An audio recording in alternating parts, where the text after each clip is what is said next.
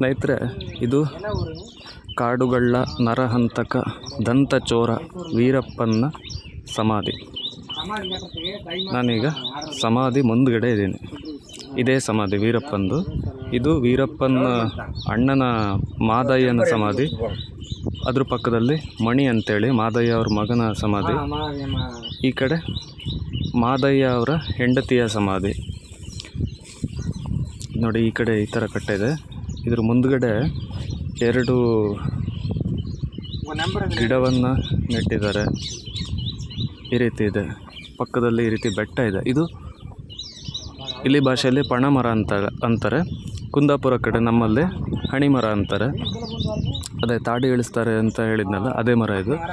ಈ ಒಂದು ಸಮಾಧಿಯ ಪಕ್ಕದಲ್ಲಿ ಈ ರೀತಿ ಇದೆ. ಈಗ ಟೈಮ್ 8:20ಕ್ಕೆ ಬಂದ್ವಿ ನಾವಿಲ್ಲಿ ಬೆಳಗ್ಗೆ. ವೀರಪ್ಪನ ಒಂದು ಮರಣ ಆಗಿ 20 ವರ್ಷಗಳು ಗತಿಸಿದವು.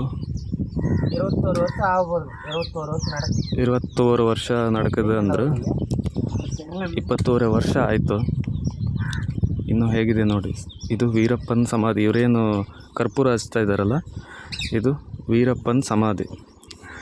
ಆ ಭಾಗದಲ್ಲಿ ತಲೆ ಇದೆ. ಇವ್ರದ್ದೊಂದು ಪದ್ಧತಿ ಇಲ್ಲಿ ಈ ರೀತಿ. ஐயா சமாதி. அடுத்தது அண்ணன் மாதையண்ணன்.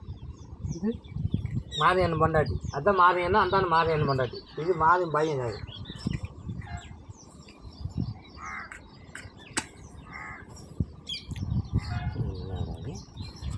காது